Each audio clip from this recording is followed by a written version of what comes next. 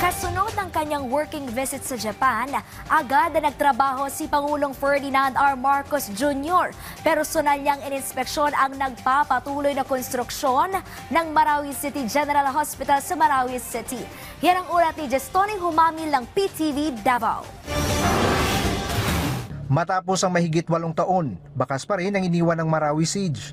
Bukod sa mga bahay at mga establishmento, hindi rin nakaligtas ang 7 pagamutan sa lungsod ng Marawi. Kaya noong 2023, pinondohan ng tanggapan ni Pangulong Ferdinand R. Marcos Jr. ang pagpapatayo ng 3-story na Marawi City General Hospital. Isang government hospital lang kasi sa ngayon ang nagkikater sa mahigit 200,000 na residente ng Marawi City. Kaninang umaga, personal na ininspeksyon ni Pangulong Ferdinand R. Marcos Jr. ang konstruksyon ng Marawi City General Hospital.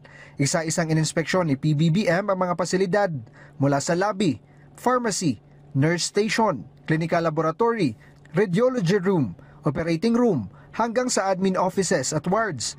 Tinatayang aabot sa mahigit 300 million pesos ang pondo na inilaan ng Office of the President sa proyektong ito. Nakatakdang matapos ang konstruksyon ng ospital sa Hulyo ngayong taon. Ayon sa Department of Health Region 10, mayroon itong higit 100 bed capacity at all set na ang mga equipment na gagamitin dito. The plan is for this to provide services internal medicine, yung sa pediatrics, surgery, anesthesiology, as well as sa OB-GYN natin.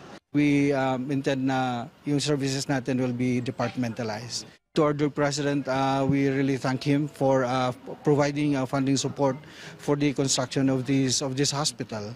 And we are very happy na it will be able to serve yung mga kababayan natin na nandito sa Marawi City who were affected by the events before. And we do hope na this will really help sa pagbangon ng Marawi City. Ayon naman sa City Health Office Marawi, malaking tulong ito sa mamamayan ng lungsod dahil hindi na magsisiksikan ng mga pasyente sa Amay Pakpak Medical Hospital na nag-iisang government hospital sa Marawi City.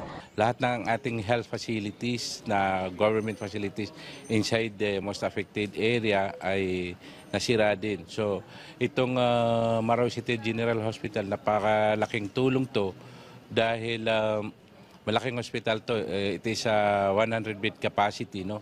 So level 1, initially we applied for 50-bed capacity, pero yung equipments natin ready for level 2 hospital. This hospital can decongest the patient in Amay Pakpak Medical Center, no?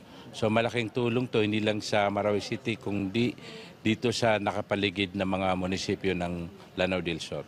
Ikwinento sa amin ni Ibrahim ang hirap ng kanilang pinagdadaanan sa tuwing may nagkakasakit. Anya, minsan nasa labas ng ospital na lang sila. Unang-una, nagpapasalamat kami kay President Marcos. Kaya nga, nabigyan kami ng General Hospital para maraming malaking tulong ito sa amin. Sa ngayon nagpapatuloy ang recruitment process ng City Health Office para kaagad masimulan ang operasyon ng Marawi City General Hospital. We already started na sa hiring process. We are just waiting actually for the turnover and go signal para ma-operationalize na yung hospital. All in all, we propose, that's actually the minimum required na number of employees na yun nga, required by the DOH. All in all, ang na-propose natin nasa 138. Hati iyon, so 50% of that will be assigned to the medical services and then yung 50% nasa administrative services.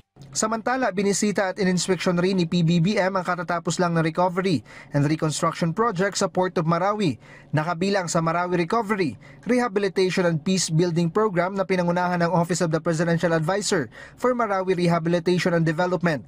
Higit 261 million pesos ang inilaang pondo para sa proyekto. At may lawak na 8,000 square meters ang terminal building nito na kayang i-accommodate ang nasa 132 passenger. Maliban pa riyan ang isang palapag na fish port, Roro ramp at berthing facilities. Lubos naman ang pasasalamat ng local government unit ng Marawi City sa inisyatibo ng tanggapan ng Pangulo sa programang ito. Umaasa mga residente dito na magtuloy-tuloy na ang rehabilitation project sa kanilang lungsod upang tuluyang makabangon muli ang Marawi City. Mula sa PTV Davao, Jess Tony Humamil, nagbabalita para sa Pambansang TV sa Bagong Pilipinas.